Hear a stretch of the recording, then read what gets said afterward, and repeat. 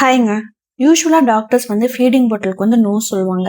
ஏன்னு பார்த்தீங்கன்னா, பேபிஸ்க்கு வந்து நிப்பிள் கன்ஃப்யூஷன் வரும். இன்னொன்னு வந்து ப்ராப்பரா அத ஹைஜீன் மெயின்டெயின் பண்ண மாட்டோம் அப்படிங்கிறதுக்காக ஃபீடிங் பாட்டிலுக்கு நோ சொல்லுவாங்க.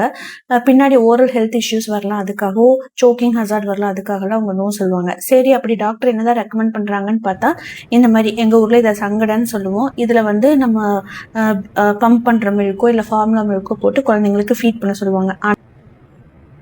சரி நம்ம ஒன்ஸ் ஃபீடிங் பாட்டில்னு செலக்ட் பண்ணிட்டு அதை கண்டிப்பா நம்ம ப்ராப்பரா ஹைஜீன் மெயின்டைன் பண்ணணும். ஏன்னா நம்ம குழந்தைங்களோட ஹெல்த்ல வந்து ரிஸ்க் எடுக்க முடியாது இல்லையா? அது குட்டி சின்ன பேபிஸா இருப்பாங்க. ஸோ அதை நம்ம வந்து ப்ராப்பரா மெயின்டைன் பண்ணணும்.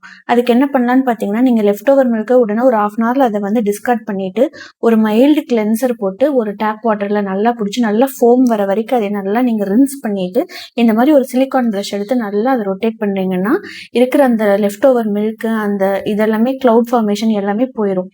அதுக்கப்புறம் அதை நல்லா கிளீன் பண்ணிட்டு, அதுக்கப்புறம் அதை ஸ்டெர்லைஸ் பண்ணும். உங்க பேபி வந்து ஒரு ப்ரீமெச்சூர் பேபியா இருக்காங்க, ஒரு 1 மந்த் கீழ இருக்காங்கன்னா, கண்டிப்பா ஒரு ஃபீடுக்கும் நம்ம ஸ்டெர்லைஸ் பண்றது வந்து ரொம்ப நல்லது. இல்ல ஒன்ஸ் வந்து 2, 3 மந்த்ஸ் ஆயிடுச்சு, அவங்க நல்ல ஸ்டெடி குரோத்துக்கு வந்துட்டாங்கன்னா, ஒரு நாளைக்கு ஒரு வாட்டி நல்லா ஸ்டெர்லைஸ் பண்ணிட்டு, அதுக்கப்புறம் இந்த மாதிரி நல்லா கிளென்ஸ் பண்ணிட்டு, நல்லா ஹாட் வாட்டர்ல கழுவி வச்சுக்கிட்டா போதும். சரி அவ்வளோதானா? இந்த ஃபீடிங் பாட்டில் மெயின்டெயின் பண்றது அவ்வளோதான் முடிஞ்சுதா? கிளீன் பண்றது இதோட முடிஞ்சுதான்னா இல்லைங்க. நீங்க ஒன்ஸ் ஒரு ஃபீடிங் பாட்டில் வாங்கிட்டேன் அதுவே ஒரு 6, 7 மந்த்ஸ் யூஸ் பண்ணிக்கலாமான்னா கண்டிப்பா இல்ல. ஏன்னா இப்ப நம்ம ஸ்டெர்லைஸ் பண்ண அந்த ஃபீடிங் பாட்டிலோட கலர் வந்து மாறலாம். இல்ல ஒரு கிளவுட் ஃபார்மேஷன் மாதிரி ஆகும். இல்லைன்னா கிராக் விழுகும். அந்த மாதிரி நீங்க எந்த சிம்டம்ஸ் நோட் பண்ணாலும் உடனே அந்த ஃபீடிங் பாட்டில சேஞ்ச் பண்ணிருங்க. இல்ல ஏதோ ஒரு ஸ்மெல் வருது அப்படின்னாலும் ஃபீடிங் பாட்டில சேஞ்ச் பண்ணிடணும். எந்த செகண்ட் தாட்டே இல்லாம கண்டிப்பா அந்த ஃபீடிங் பாட்டில் நம்ம சேஞ்ச் பண்ணியே ஆகணும். சரி எவ்வளோ வாட்டி அந்த ஃபீடிங் பாட்டில நம்ம தண்ணியில கொதிக்க வைக்கலான்னு பார்த்தா, யூசுவலா அந்த ஃபீடிங் பாட்டில்லயே நம்மளுக்கு அதில மென்ஷன் பண்ணியிருப்பாங்க எவ்வளோ நேரம் ஸ்டெர்லைஸ் பண்ணணும்னு. நான் யூசுவலா ஒரு 4 to 5 மினிட்ஸ் வந்து அத நல்லா ஸ்டெர்லைஸ் பண்ணி வச்சு இப்போ இங்க பார்த்தீங்கன்னா தெரியும். இது வந்து புது ஃபீடிங் பாட்டிலு. அதுக்கு பக்கத்துல இருக்கிறது வந்து பழசு. இப்ப பழச வந்து நான் ஸ்டெர்லைஸ் பண்ண அதோட கலர் வந்து எல்லோ கலர்ல சேஞ்ச் ஆயிடுச்சு.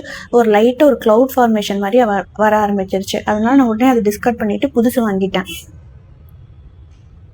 சரி ஸ்டெர்லைஸ் பண்ணா மட்டும் போதுமா அப்படின்னு பார்த்தீங்கன்னா இல்லைங்க. அந்த ஸ்டெர்லைஸ் பண்ண ஃபீடிங் பாட்டில இந்த மாதிரி ஏர் ட்ரை பண்ண வைக்கணும். இந்த மாதிரி சிலிக்கான் பிரஷ்ஷையும் நம்ம வந்து ஏர் ட்ரை பண்ண வைக்கணும். தண்ணி இருக்கிற மாதிரி பார்த்துக்கவே கூடாது.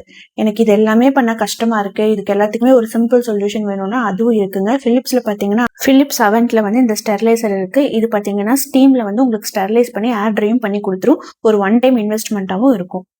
தேங்க்யூ.